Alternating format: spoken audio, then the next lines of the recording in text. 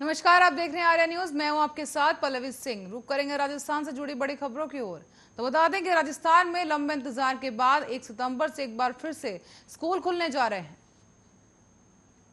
जहां आपको बता दें, शुरुआती चरण में कक्षा 9वीं से लेकर 12वीं तक के बच्चे ही स्कूल में पढ़ाई कर पाएंगे और इसके लिए बाकायदा स्कूलों द्वारा बच्चों के अभिभावकों से लिखित अनुमति ली जा रही है।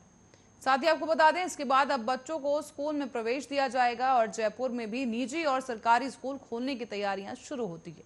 इसी के साथ ही शहर के कुछ स्कूलों ने जहां ऑड इवन फॉर्मूले के आधार पर छात्रों को प्रवेश देने की तैयारी की है, तो वहीं कुछ स्कूल ऐसे भी हैं जिन्होंने छात्रों को स्कूल बुलाने के लिए एक गाना भी बनाया है, जिसे सुनकर अब छात्र भी स्कूल आने के लिए उत्साहित नजर आ रहे हैं।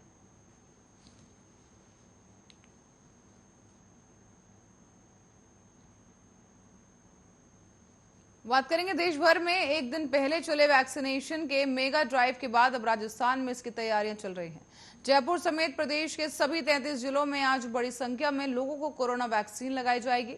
साथ ही इसके लिए हर सेंटर पर तैयारियां की गई हैं और वैक्सीन की डोज भी सेंटर्स पर उपलब्ध करवा दी गई है।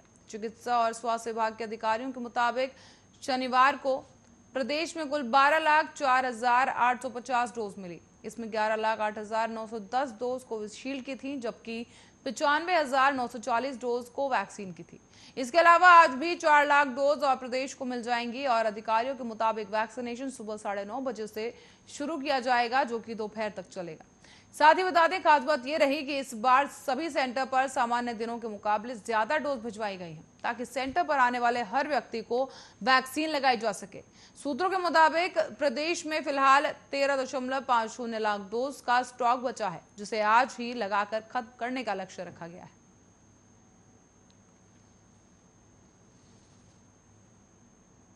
और मेन आर्टरी में 90% ब्लॉकेज की एंजियोप्लास्टी कराने के बाद अब सीएम अशोक गहलोत के स्वास्थ्य में सुधार देखने को मिल रहा है, जिसके बाद एसएमएस अस्पताल में भर्ती अशोक गहलोत को शनिवार को उन्होंने बयान जारी कर कहा कि कुछ समय तक डॉक्टरों की निगरानी में मैं रहूंगा, लेकिन मुझे कोविड से पहले कार्डियक संबंधी कोई समस्या नहीं थी। डॉक्टरों के मुताबिक ये पोस्ट कोविड इफेक्ट है और इसकी वजह से उन्हें कोविड से ठीक हुए अभी 3 महीने हो चुके हैं। ऐसे में दूसरी लहर के पीक पर कोविड हुआ था और तब ऑक्सीजन और बेड्स की कमी से हाहाकार मचा था। इसीलिए कोविड पॉजिटिव होते ही वो दिन रात काम करते रहे। ऐसे में डॉक्टर्स की सलाह के मुताबिक ठीक से आराम नहीं किया गया, इसीलिए पोस्ट कोविड ये समस्याएं हो गई हैं। लेकिन आपको बता दें कि सीएम अशोक गहलोत अब डिस्चार्ज कर दिए गए हैं और इसके बाद वो घर लौट आए हैं। साथ ही आपको बता दें, उनकी पौत्री ने उनका तिलक कर उनके ठीक होने के बाद उन्हें वो घर लेकर आई और इसी के साथ ही सभी डॉक्टर्स और स्टाफ का भी उन्होंने धन्यवाद किया।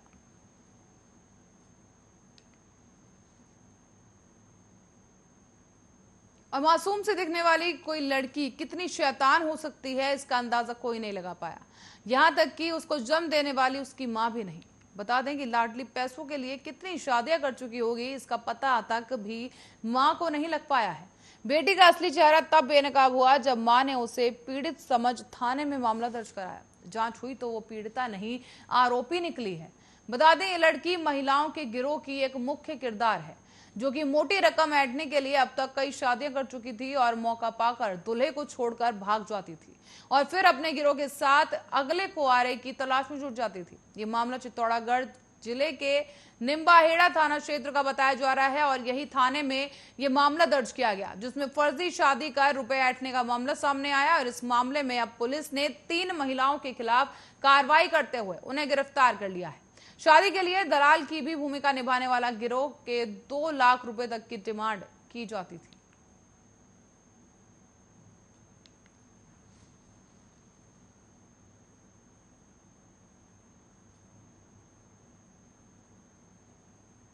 और वहीं शहर के जगन तिराहे पर चोरों ने एक ज्वेलरी की दुकान में चोरी की प्रयास को नाकाम कर दिया गया है। करीब 1.5 घंटे तक चोरों ने काफी जतन किए और इसके बावजूद खाली हाथ ही उन्हें लौटना पड़ा है। सबसे पहले सीसीटीवी के तौर काटे गए और इसके बाद दुकान का शटर तोड़ने का प्रयास किया गया। साथ ही शटर नहीं टूटने पर दुकान के पीछे जाकर दीवार तोड़ने की कोशिश की गई, लेकिन सरिया फंसा होने के कारण जो चोर हैं वो अंदर नहीं घुस पाए। इसकी वजह से दुकान मालिक सुबह जब पहुंचा तब सेंधमारी का पता चला। हरदेव नगर स्थित ज्वेलर्स के मालिक निखिल अग्रवाल ने बताया कि सुबह 4 बजे के आसपास बेकरी वाला जब वहां से गुजरा तो दीवार टूटी हुई देखकर चोरी होने का शक जताया, जिस पर उसने फोन करके सूचना दी और दुकान जाकर देखा तो सीसीटीवी के तार कटे हुए थे। अंदेशा है कि रात 2:30 बजे से सुबह 4 बजे के बीच चोरों ने काफी जतन किए, लेकिन वो चोरी की वारदात को अंजाम नहीं दे पाए।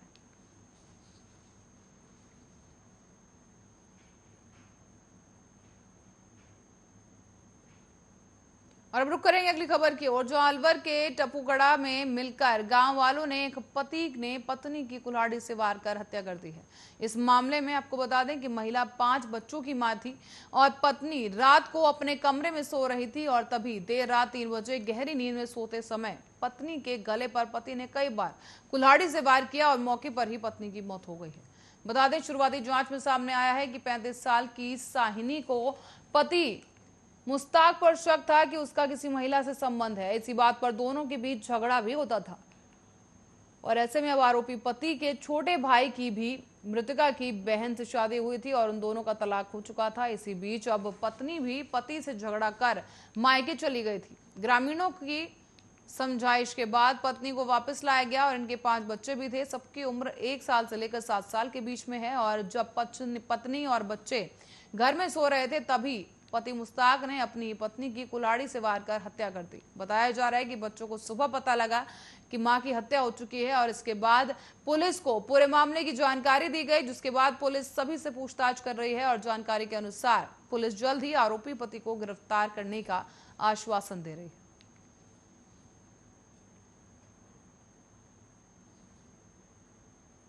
अब बाड़मेर जिले के सिवाना लूदराड़ा गांव में पंचों द्वारा 2 परिवारों को समाज से बहिष्कृत कर 34 लाख रुपए का जुर्माना लगाया गया है। साथ ही पुलिस द्वारा कोई कार्रवाई नहीं करने पर पीड़ित परिवारों ने जिला कलेक्टर से इच्छा मृत्यु की गुहार लगाई है। दरअसल पंचों के खिलाफ सिवाना थाने में केस दर्ज किया गया और दर्ज किए गए मामले में पुलिस द्वारा कोई भी कार्रवाई अब तक नहीं की गई है। साथ ही दोनों पीड़ितों ने परिवार के सदस्यों के साथ कलेक्ट्रेट जाकर पत्र भेजकर इच्छा मृत्यु की अनुमति मांगी है। दरअसल पीड़ित खंगार सिंह और फौजराज सिंह के चचेरे भाई की पुत्री ने सिवाना के प्रेम सिंह पुत्र कान सिंह पुरोहित के साथ 13 जून 2020 को शादी कर ली थी। इसके कारण गांव के कुछ लोगों ने उन्हें सामाजिक रूप से प्रताड़ित कर समाज से बाहर करने की योजना बनाई और इसी प्रकरण में झूठा फंसाकर पीड़िता के खिलाफ गोपनीय तरीके से षड्यंत्र करने के लगे और इसी बीच समाज से बहिष्कृत करने की धमकियां देने लगे। जबकि इस मामले में पीड़ित परिवार का कहना है कि इनका प्रेम विवाह से कोई लेना देना नहीं था, फिर भी समाज से उन्हें बहिष्कृत करने की पूरी तैयारी की गई और अंत में लोगों ने एक झूठी पंचायत कर अंगार सिंह और फौजराज सिंह के ऊपर 17 लाख भरने का फरमान सुना दिया। इसके बाद पीड़ित परिवार ने समाज से बहिष्कृत किए जाने पर पुलिस में गुहार लगाई, लेकिन कोई कार्रवाई नहीं की गई। बता दें, 34 लाख रुपए जुर्माना लगाने वाले जातीय पंचों के खिलाफ कोर्ट के जरिए पुलिस थाना सिवाना में गत 7 अगस्त को मामला दर्ज करवाया गया था।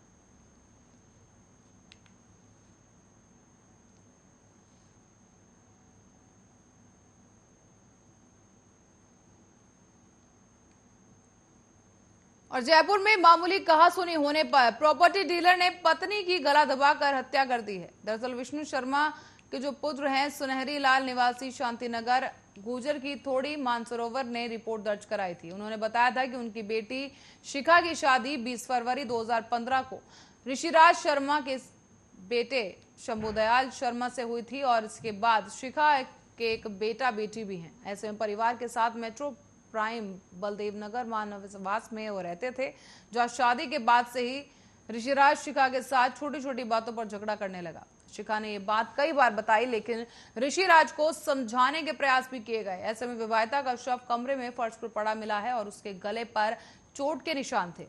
तो वहीं पिता ने शुक्रवार को दामाद के खिलाफ मानसरोवर थाने में जाकर हत्या की रिपोर्ट दर्ज कराई। शनिवार को पति को गिरफ्तार कर लिया गया और इस मामले में जांच मानसरोवर थानाधिकारी दिलीप सोनी कर रहे हैं।